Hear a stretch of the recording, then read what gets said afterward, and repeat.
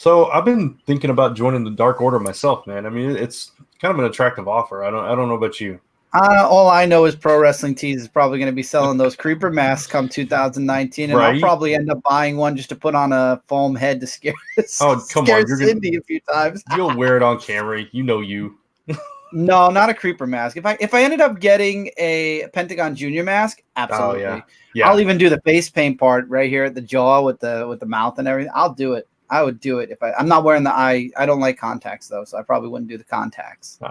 Okay, I'll have to get a Ray Phoenix one then. There you go. There we go. We're the Lucha Brothers now. Exactly. we're like the Sting from WCW with a not real Lucha Brothers. The knockoff Sting. With a knockoff the Lucha NWO Brothers. Sting. Yeah. But welcome to another episode of AEW Aftershock. I'm Brant. And I'm Chris Falcon. Brant eventually will come up with a name in the next 7 days. Next 7 days. Next week is the 10th episode of AEW Aftershock. So that's when my deadline was. And guess what, people? I've got a name. He's got a name. I've got a name. He's going to be the Blue Ball. That was terrible. The Blue Ball. Really? Blue Ball. Really? Well, I didn't say blue balls. I said the Blue Ball. No. This is not for kids, everyone. That is not going to be my name. Tune in next week, and my name will be revealed. And it kind of ties into what you got going on with your whole name. So nice. Awesome. So this could work out for We Are the Core, which, by the way, is coming in 2020 as well. And Brant and I are a part of that awesome series that will be coming in 2020. Yeah. So I got to say, Brant, the Dark Order, there are so many commercials going on every episode of Dynamite, every episode of Dark, ever since they tried to recruit Marco Stunt, as a matter of fact. That's when those commercials started. And more you're seeing superstars that are on losing streaks. Yeah, see, and that's what I love. And not to cut you off, but last week we had the complaint that, we're seeing all these vignettes with these no-name people, just average people. And we had the complaint, this has to go somewhere. We have to start seeing them actual recruit real wrestlers, right? And that started happening this week. Yeah. And the thing is now, how deep down the rabbit hole is this going? I mean, how many people are interested in the Dark Order? Is the Dark Order slowly taking over AEW in a way where, I mean, there are a lot of people who have been on losing streaks. I know Brendan Cutler. I've been saying for a while I wanted to see Brendan Cutler win. He hasn't won yet. Yeah. Mike Nakazawa. I forgot that tag team guy. Alex Reynolds and John Silver. Yeah, I'm sorry. I forgot his name, Alex Reynolds. But you're seeing all these people, and Marco Stunt was one that they approached also. And it's like, you got to wonder. I mean, we think Inner Circle is the biggest threat to AEW. What if the Dark Order slowly is growing in numbers, whereas we keep saying, Inner Circle's not growing, even though they're trying to now, and we'll talk about that. Yeah. Is the Dark Order slowly growing even faster? And is this going to be the new threat for AEW in 2020? Yeah, it's like and it goes to kind of what we have on our minds and what we kind of talked about a little bit last week as well, which is so many factions going on in AEW. And it's almost like the Inner Circle is like this group of elite, right? They're counter elite, so right. They're the anti-elite. The anti-elite, yeah, exactly. But the Dark Order is more like a cancer in a way. It's growing and spreading and kind of taking over the collective body of AEW, which is kind of an interesting way to go about it.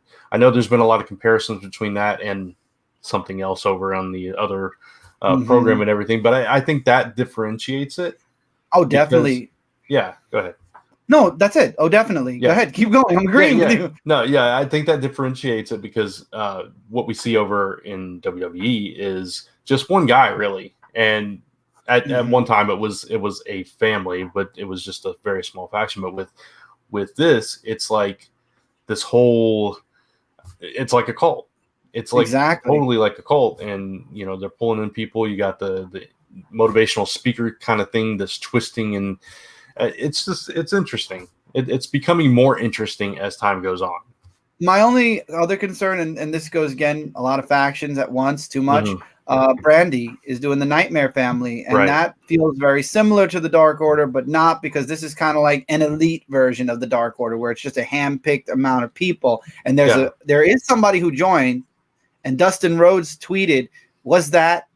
And we don't know who he is yet, but it's somebody that she's going to be introducing later. Yeah, the bald person you're talking about. Yeah, that we saw from behind. Yeah, it's different, but like you said, it's similar in that at first we thought it was like primarily just the women's division, and now they're now they're kind of building out from that, and it's like what is going on here? We can have all these different cult groups now taking over. It's weird, okay. I was just gonna say one thing, and will it all fit in a 2-hour program every week? That is a concern, and again, we've talked about this where a lot of things aren't mentioned from the other programs, like being the Elite or the AEW Dark. Sometimes things aren't referenced enough to where if you're just watching Dynamite, you may not be getting that full story. Right. And I think that's something that they need to do. They need to start incorporating and referencing things that happen outside of that program. Definitely. As far as the factions, man, it's just, what are you going to do? Like if everybody's part of a faction, it's just going to become like, okay, this faction's battle on this faction this week, and that faction's battle on this faction, and you're going to have the people that are outside those factions are just going to be kind of overshadowed, because Pac will never join a faction, and the Best Friends are not going to join a faction. Lucha Brothers will never join a faction. SCU are their own little faction. I mean, say that, but who knows? Who knows what's going to happen? And we'll talk about somebody like Moxley, whether he'll join a faction in a little bit. But yeah, so it's going to be interesting to see how it all plays out, and who's going where, and what alliances form, what alliances are torn apart. And it makes me wonder, honestly, about Adam Page, and we'll talk about that later too. That's one thing they have been doing very well between being the Elite and Dynamite. They have been playing that really well. And let's save it for later, because there is something about Adam Page that I think we both can talk about. Yeah, absolutely. So before we get into all that, just a tiny little sidetrack, because something came to our attention. Yeah, your attention, and you shared it with me. Yeah, right, on Facebook. And there's a creator. His name is Todd Black. And he created this AEW fan comic, and he attended I think it was the December 4th edition of Dynamite live, and he was caught on camera multiple times holding up a sign with the comic. He actually printed up the comic, and somebody next to him holding the comic as well. Yeah, I had a couple of people holding the comic, but he had it taped to the sign that said, "Let me make an AEW comic," and that got him some attention. He actually got to talk to several people in AEW, including Cody. And they're waiting to hear from the execs and everything. But I thought that was pretty cool that they reached out, and that took a lot of initiative and a lot of courage and a lot of drive. Yeah, I stand by it. I stand by it. We need an AEW comic. I think it would be great. It'll help, like what you were just saying. It'll help expand characters and wrestlers that people don't know. It'll help expand stories like behind, backstage that maybe they can't do on TV or can't record. Yeah. I mean, WWE used their comic to really push for a lot of the behind the scenes stuff, for character behind the scenes stuff, not reality. I feel like AEW totally can take this to the next level with the comic. Yeah, and if you'd like to check it out, obviously he's not selling it because it would be a licensed thing, and he doesn't have rights to do that. But he is actually it's an 8-page comic. He's actually letting anyone that comments on a thread on his Facebook page read it for free. So you can go check it out. I'll try to remember to put a link in the show notes, but you can search for Todd Black on Facebook. But my total support for that. I hope that they actually do get in touch and they're able to do something. I know that AEW is working with DC on some art, but I don't know that they've ever officially said they're going to do a comic. I thought they were. That's what I was saying. And when you said they weren't, it was just art. I was like, oh, I've been waiting for a while. I thought they were going to make a comic, but now we have somebody who's willing to. Yeah, so I don't know who actually has the rights to do a comic, if anybody. If they don't, then maybe this guy's got a shot. But it's cool either way. It's something that I had actually thought about in the back of my mind. Oh, I'd love to do this too. So he kind of beat me to the punch, but I'm all supportive of that. First one to to the table gets the best meal, right? Or whatever. So hey, it's I'll definitely be reading it. If they make it, I'll be reading it.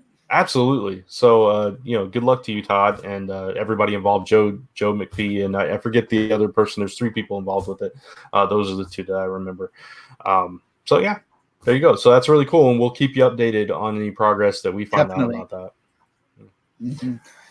All right. So let's Oh, go ahead. No, go ahead. Say it. Let's do this thing. Let's do this thing. I'm going to talk about AEW Dark.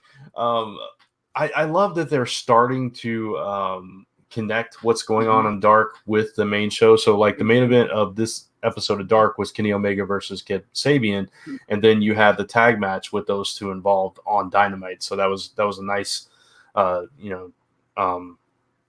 crossover. Yes, crossover. Thank you. But we had some other matches going on as well. We had Scorpio Sky, Jimmy Havoc, and Peter Avalon in a triple threat match. Poor Peter Avalon. I mean, he showed good promise in this match and everything, and then he just got his ass. I feel like, okay, 2020, everybody's got to, even Leva Bates, everybody's got to abandon the librarian thing, and they've got to become their own characters. Maybe Peter Avalon joins the Dark Order. I want them to progress, not regress. You know what though? Peter Avalon did show me something that I hadn't quite seen just yet in this match. He was so good. I mean, and just like little things, like when they were double teaming Jimmy Havoc in him, and he was holding Scorpio Sky in the corner, and he was motioning to Jimmy Havoc, running, and then he ran out of the way and let him hit him. It was just little stuff like that showed that this guy really does have some skills. Oh yeah, yeah, and he had some highlights in this match. I don't like his gimmick. I don't like his look, but in the ring, he's pretty good. Yeah, so. I think that either go full beard or shave, man. Right, shave. Right. I can't. That mustache is just so. I'm trying to think of. It's the 80s are over. Yeah, it's honestly the mustache. It doesn't work on most people. It takes a really special person to pull that off. Grow a goatee. I mean, come on. Yeah, it's a goatee. Do a goatee. Come on. Yeah, you're not Tom Selleck. No. Nobody will ever be Tom Selleck. Yeah, it didn't work on Robert Roode either. Just putting that out there. But anyway, no, this was a solid match. Jimmy Havoc though, I wish he would just stop going immediately for the stapler. It's so, yeah, I'm done with that. Yeah, I don't mind that whole thing like we talked about last week, but don't make it the very first thing you do. Build up to it. Right. Yeah. And not in every match. Yeah, exactly. I agree. And Scorpio Sky just keeps improving and getting better and putting himself out there. And I think he's really building up that singles career. Definitely. So we'll see where that goes. We had Jurassic Express. This time it was Marco and Luchasaurus teaming up together for the first time. I think it worked a lot better. I think it's way better favor to have the big guy with either Jungle Boy or Marco. It's better. And I'm not saying Jungle Boy and Marco shouldn't team up, but I feel like the big guy makes a difference. Yeah, it's that classic combination of speed and strength. I mean, you have both, and then you covered all your bases. When you have just two very small guys, and you're going up against powerful people, it's just you're not going to win. No. Or you're going to take quite a beating if you manage to pull it off.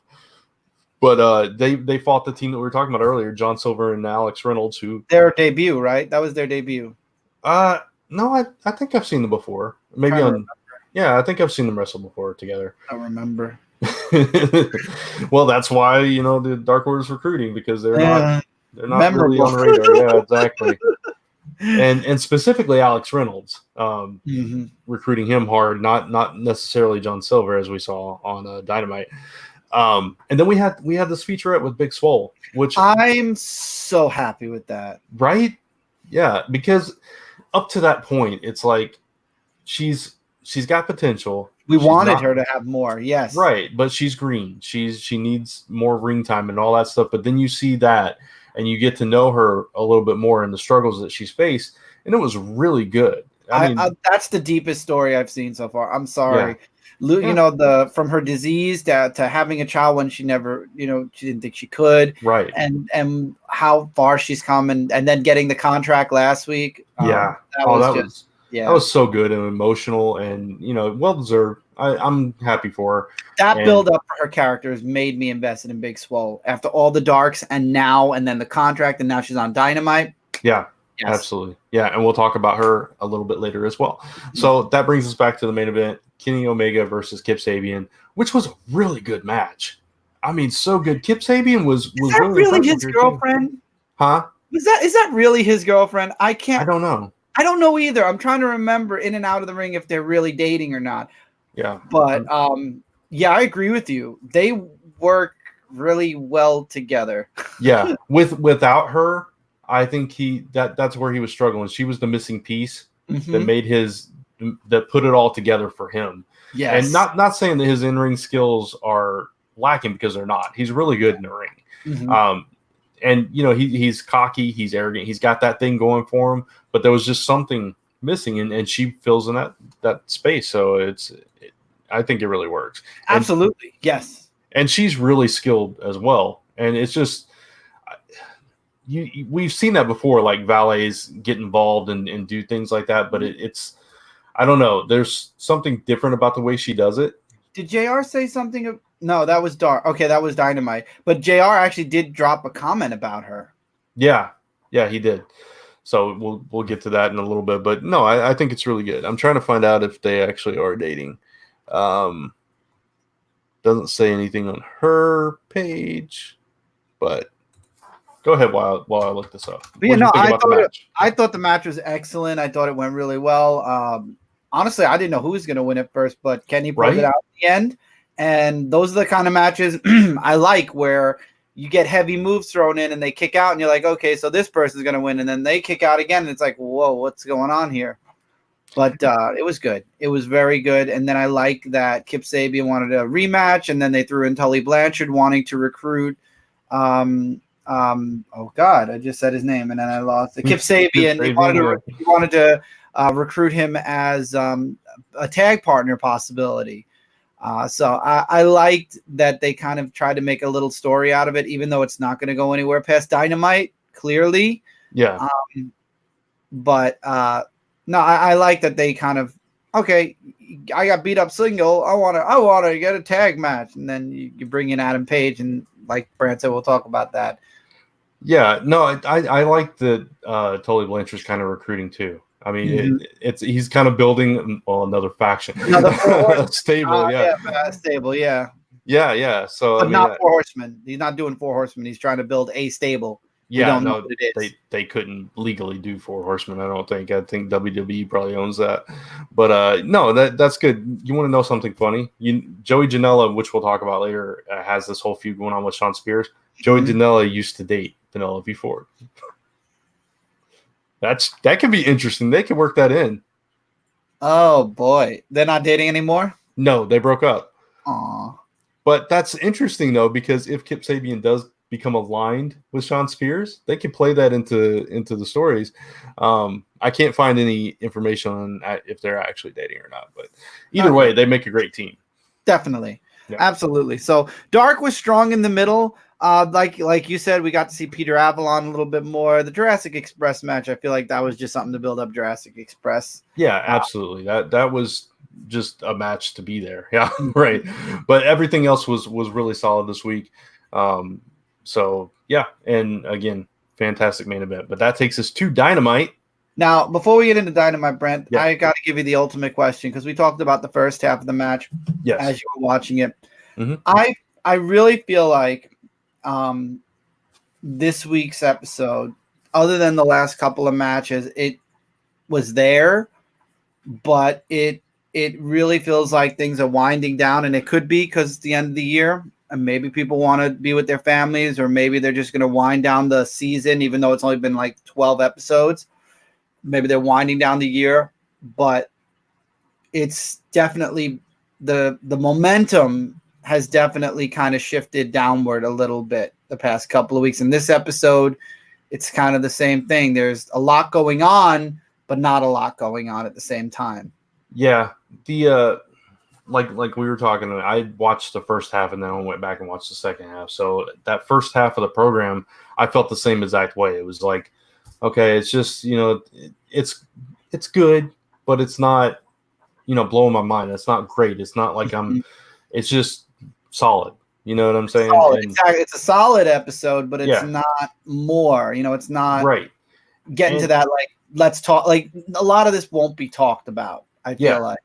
And one of the problems I think that they face, or one of the challenges, I should say, one of the challenges they face is because they don't have monthly pay-per-views. And I think that's good for them right now. They're building up that fan base, and their pay-per-views are really expensive, and they don't have a network or anything like that to do that kind of thing with. So I wouldn't want to see them adapt monthly pay-per-views right now. Oh, no, I don't think that would work out for them, no. But at the same time, when you're doing a weekly program and you don't have that thing to build to, then you have to kind of slow down, decompress it a little bit. And I think that's what we're seeing these past few weeks, that it's not really a holding pattern, but they have to slow down their stories to wait until that big event, which the next one's going to be in February. So Revolution. Yeah. We'll talk about that for sure. Yeah. But I mean, they're even talking about it in their own show. MJF, we'll talk about that, where he's going to give his conditions for the match next year.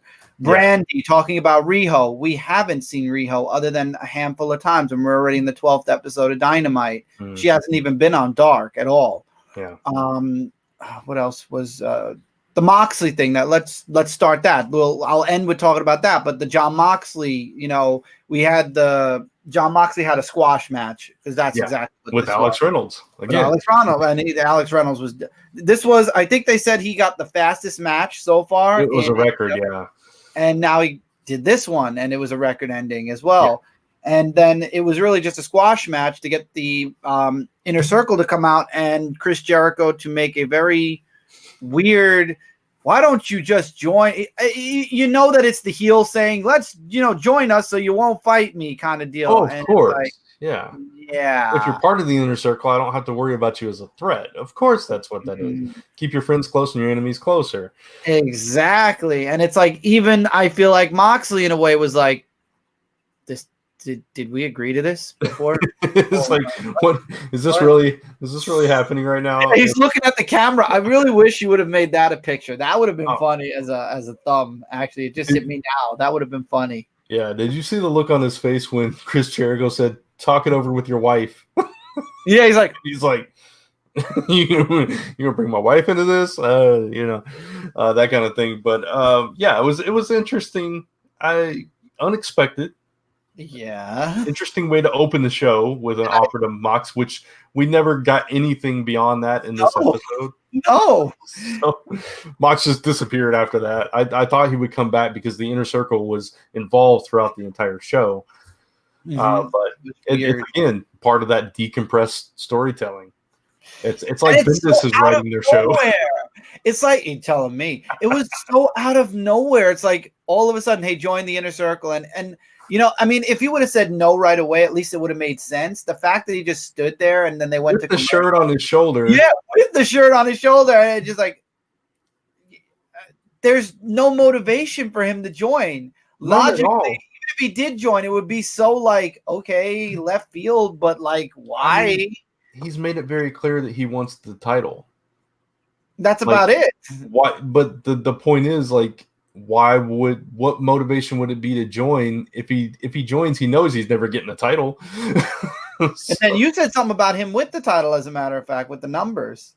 Yeah, exactly. Because JR made a comment that he was the number one contender for the AEW championship. And correct me if I'm wrong, but wins and losses matter. And at least half of Mox's matches have been lights out, unsanctioned matches that don't affect the rankings.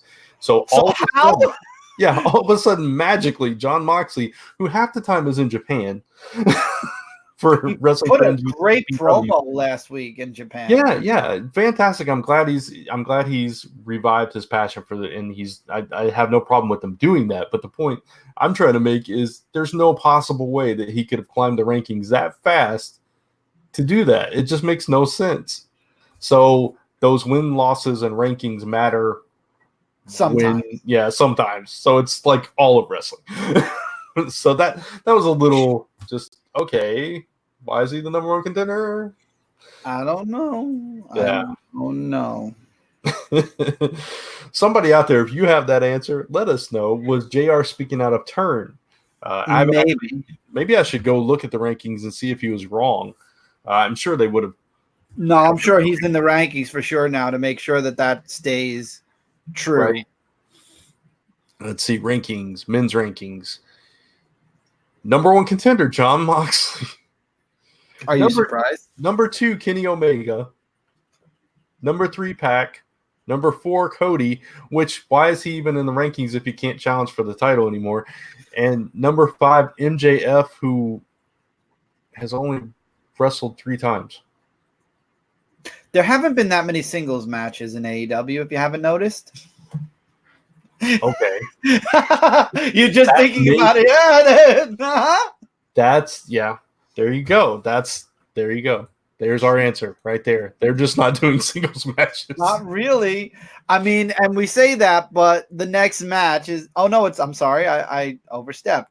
The next match is tag match. Butcher and Blade versus Cody and QT Marshall. Mm-hmm. Or as I like to call him, QT Fumble.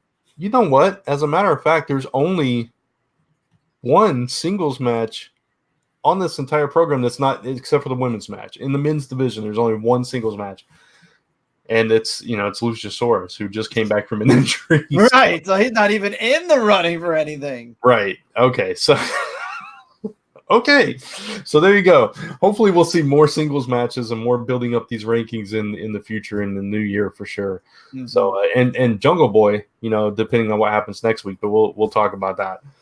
Which they did. I'll just throw this out there. They did make it a non-title match. I was a little disappointed in. Oh, they did?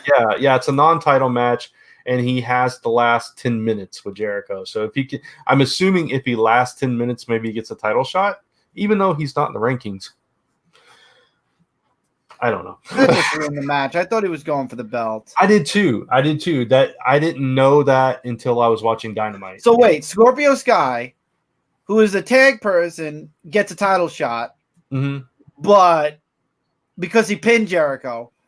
Yeah. But Jungle Boy, who face-to-face with Jericho, and we'll talk about what happened this week, doesn't get a title shot. Yeah. And Scorpio Sky isn't in the rankings either, by the way. Right. Exactly. So, I don't know. There's some stuff to work out there. But yeah, so we get the tag match, Cody Rhodes and QT Marshall versus the Butcher and the Blade. As we talked about last week, MJF was behind the Butcher and the Blade. He's the one that picked Cody's tag team partner. And, well, this match was interesting. I'll say that. I think Butcher and Blade were pretty good. I'm not familiar with them. I like the way they wrestled. They proof that they are a very strong tag team. They come from New York, by the way, Rochester. Oh, okay. I've never seen them before. Neither have I. But I mean, a person who's Butcher with all those tattoos, but yet he's got like that British thing going on. Yeah. Okay. Look. Why not? Yeah. Blade reminds me of my uncle when he was a lot younger. Same thing with the fading hairline, though. Yeah. Same exact thing. Yeah. Yeah. Whatever with the fading hairline. What the hell was up with the Butcher when he first walked into the ring? Did you see how he was doing that leg thing when he first got it? I didn't notice it. You got to go back. He went in the ring and he was doing like that. You know when you take one knee, but he was doing it as a walk. Oh, what the hell was up with that? That's actually like an amateur wrestling thing. I've seen Kurt Angle has done that before. Okay. I've seen, I think it's an amateur wrestling thing. Okay. As long as it's collegiate style wrestling. Yeah. I think it's kind of a way to loosen your muscles up and warm your I was laughing because I'm like, are you trying to do something? Are you trying to make it look British, that walk or something? What the hell is that? You just walk in the ring and do that. And it's like, okay. Yeah. I've seen it before. Yeah. But I like them. That's the thing. And I hate that they're aligned. Well, they're being paid by MJF now. We don't know if they're going to stay aligned to that. Right. I doubt that. They're probably just mercenaries for hire kind of thing. Mm-hmm. And that's fine. This was a fine match. QT Marshall was okay, but he fumbled a lot. He did. Is so clumsy in the ring. I want him to succeed because that story from Undesirable to definitely was good. Yeah. Yeah, and coming out there and being able to tag with Cody after all that I'm sure that's pretty exciting for him. But and it was almost like the way he was performing in the ring was almost like, I can't believe I'm actually doing this. And I just did a cartwheel and a spin over the top rope. Oh my God, what did I just do? It's like he doesn't have a clue what he's actually doing, but he's pulling it off. But that tumble, that tumble over I had to watch that twice when he did the cartwheel and then didn't quite clear the rope and just kind of rolled over it. It was hilarious. And of course, he loses the match, which is kind of sad for Cody. And it leaves Cody just sitting there, kind of like, dang. Yeah. But then Darby Allen shows up. Yeah, where the hell has he been? I don't know, but I love seeing him. That was like one of the highlights of that first half of the show. Yeah. And he comes in and extends a hand to Cody. There's that mutual respect because they faced each other before. Well, did you see Twitter before you go any further? Okay, he said, I'll tag with you and help you beat the Butcher and the Blade. And when we do it, he said first, you were my first match in AEW. Yeah. And I lost. I'll help you beat the Butcher and the Blade, and then you give me my rematch. Oh, okay. That's cool. I'm good with that. I'm good with that. Yeah.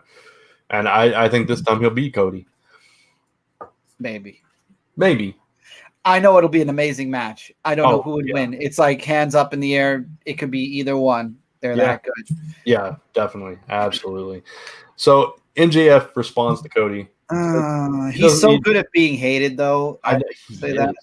He is. And I hate to think that he's really like that outside the ring, but he carries that persona with him everywhere. Yeah. I feel like Wardlow could be stunned. I've watched some of it. I told you about where he came from, and I've watched him wrestle. Wardlow, you could do so much more. You could be so much more than just this guy's like, bodyguard. You could be such an amazing one-on-one talent in AEW. What the hell are you doing? What are you doing? I don't care how much this putz is paying you. This guy is a putz, and he's going to lose to Cody probably. If not, I hope Cody beats the snot out of him anyway. It's the classic thing. The smaller guy gets a big guy to watch his back. It's Shawn Michaels and Diesel. That's true. And Diesel had a lot of potential until he finally broke away. Take a lesson from Diesel. He broke away for a reason. Yeah. You have so much potential, Wardlow. I hope to see a lot of it in 2020 because you're not going to do anything now. That's for sure. I mean, it would have happened. Yeah, we're going to see that breaking point. MJF's going to get ticked off at him, slap him across the face. It's going to be over. I don't even think he'll get to the slap. He'll stop him halfway and be maybe, yeah, bitch, what? Yeah, exactly. So, it'll all come crashing down on MJF. But, yeah, I'd love to hate him. I really do. He's that good. He's one of the best talkers. You have to give him that. I mean, he called out Cody's lisp and everything. I mean, I know. Got no filter. No filter whatsoever. Exactly.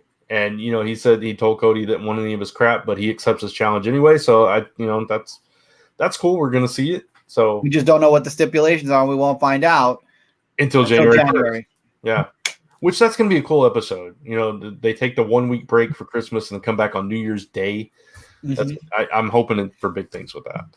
So we talked about Big Swole on Dark. Now she gets her first official match on Dynamite as an AEW signee, and she wins. She beats Emi Sakura.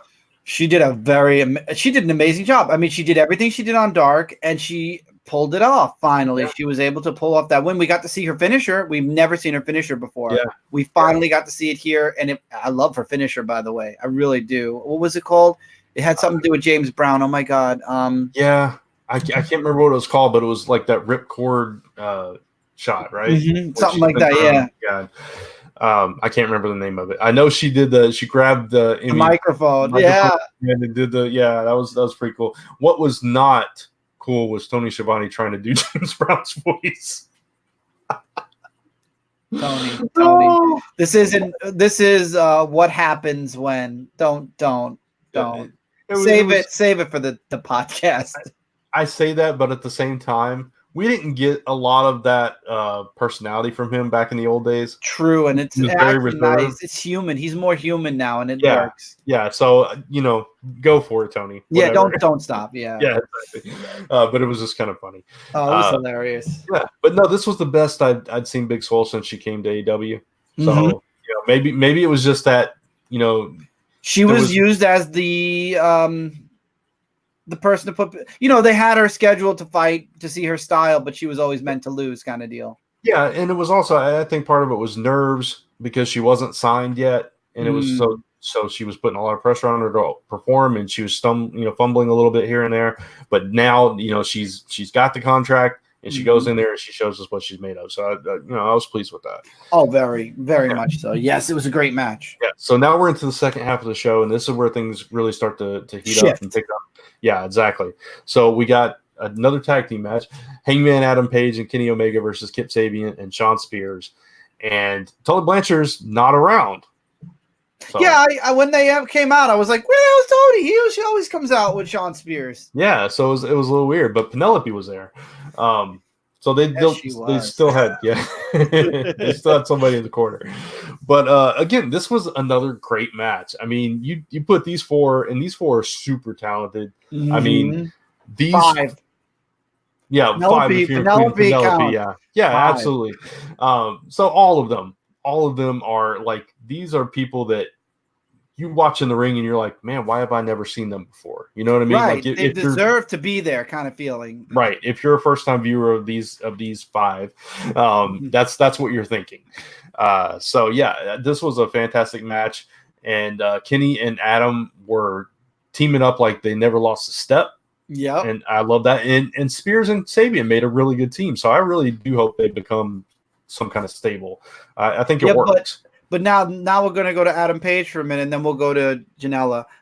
But Adam Page, you could see still, Kenny tried to do like the 210. Nope, didn't give it to him at all. Yeah, and Kenny's just like, I tried. Okay. And again, you didn't watch Twitter, so you don't know that after the match they were backstage, and Kenny was doing the interview, and then Adam comes in and says, "Hey man, I'm sorry. I stole your thunder. I stole the win."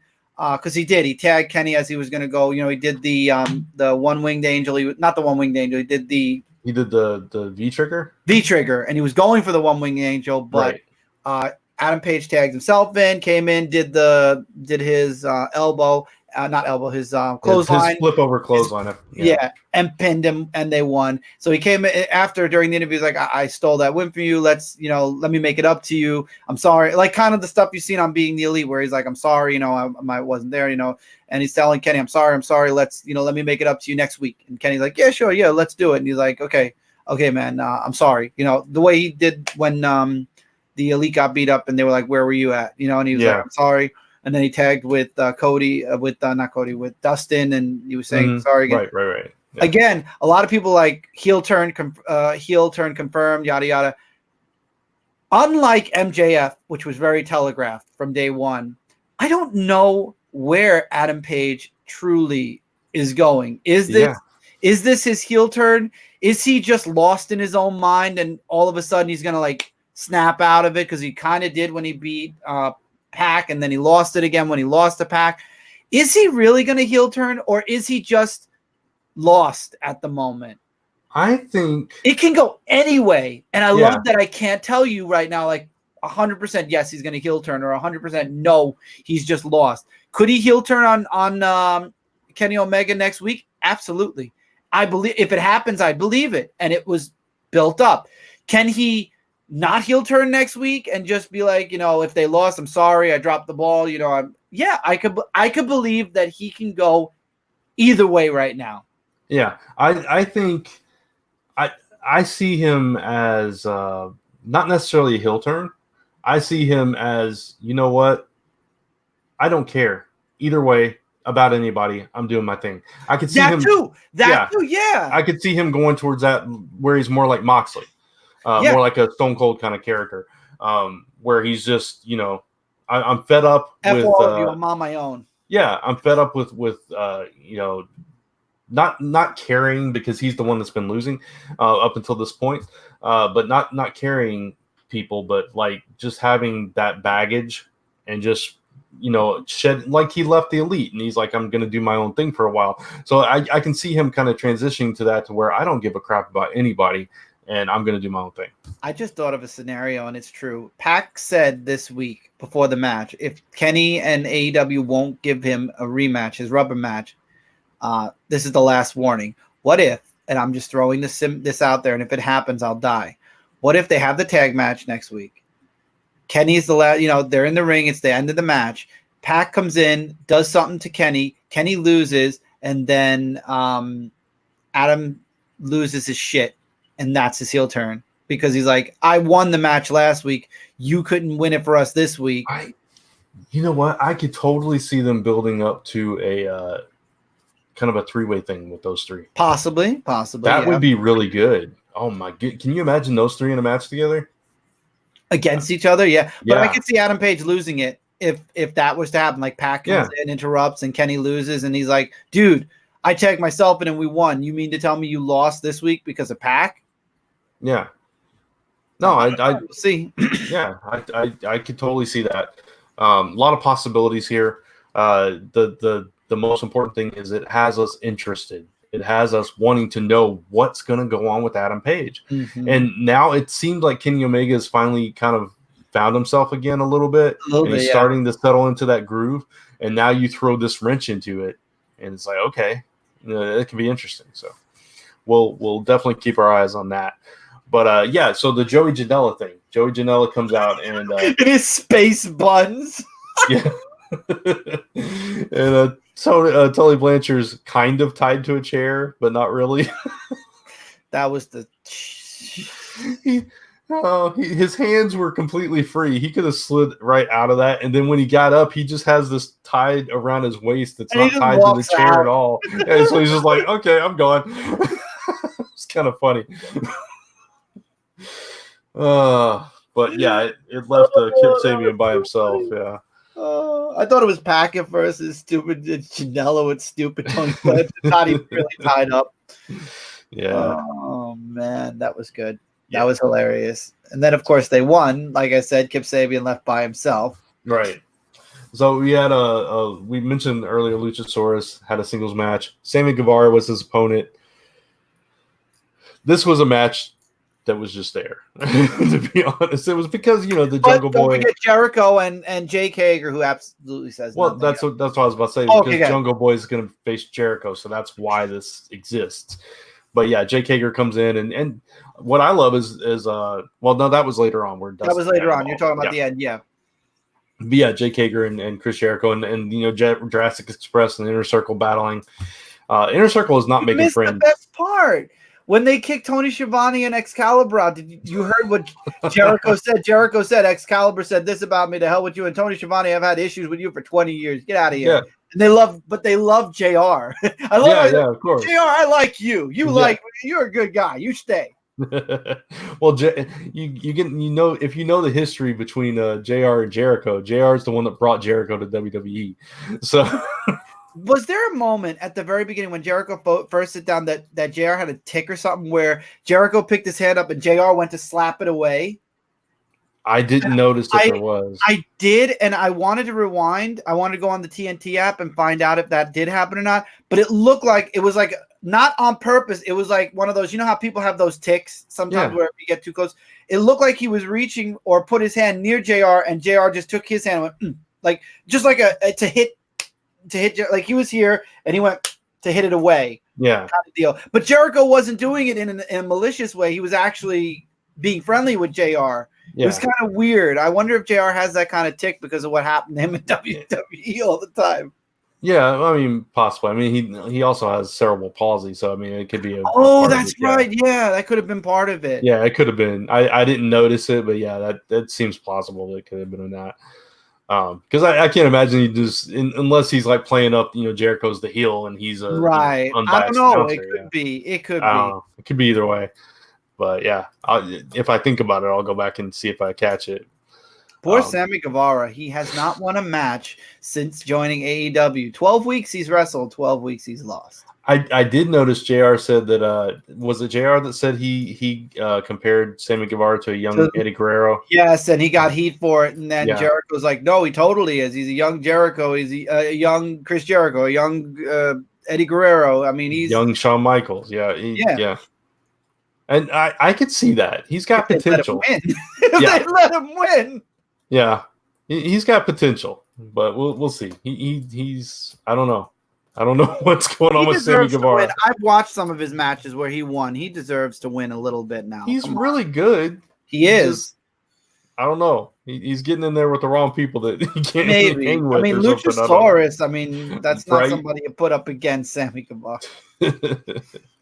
Well, I mean, if he's as good as they say he is, he could handle somebody like Luchasaurus. You look at Eddie Guerrero or a Shawn Michaels, they can do it. I'll tell you, if the Inner Circle breaks up, the first person they're going to attack is Sammy Guevara because they're going to claim he never wins. He's like their hit person. He takes all their hits. He's their Randy Orton in Evolution. Yeah, exactly. Yeah, exactly.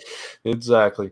All right, so we got let's see, that brings us to our main event then. That's the Texas Street Fight with the Young Bucks. That saved the show. Ortiz. That saved the show sure. It did save the show because aside from that and the Hangman Omega match, which could have been stronger if Shawn Spears wasn't pulled out and we had more time with that. But yeah, this match, it kicked off like on fire with Sammy Guevara and Santana Ortiz attacking the Bucks and Brandon Cutler coming out and getting driven through the stage. And then, I mean, it was all everywhere broke out after that. And a little before the match, Nick had a flu and was laying on the locker. It was in social media again. You didn't see it.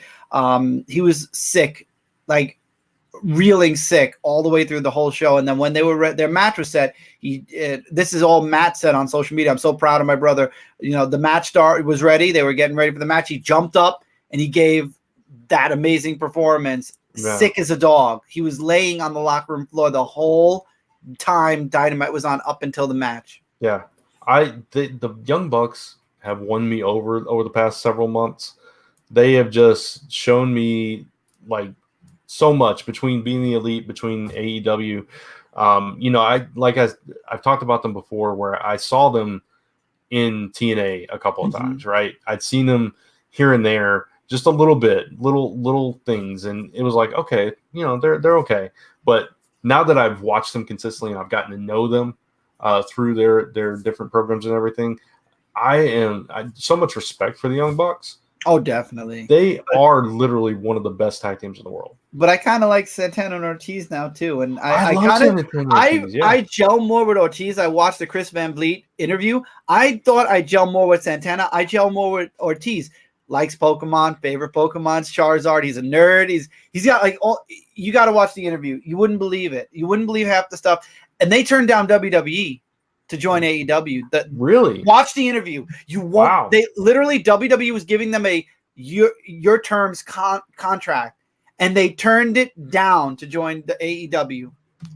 That's really cool. Watch the interview. You won't believe the story. Ortiz tells it, and it's like, whoa. And wow. And look at them now. They're in the main event facing one of the top teams in the world.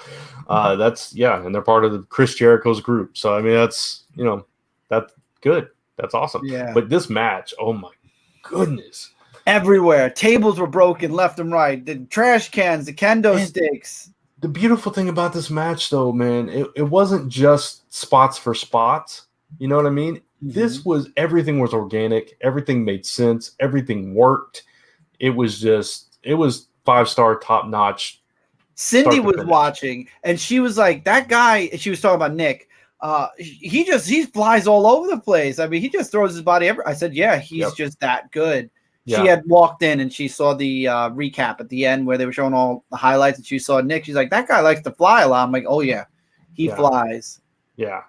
It's I could totally see like Jeff Hardy looking at Nick and be going like, "Dude, you're insane." That's saying something. He did it again. He did it again at the entrance. That's for sure. Yeah. So fantastic way to close the show. Fantastic way to save this episode.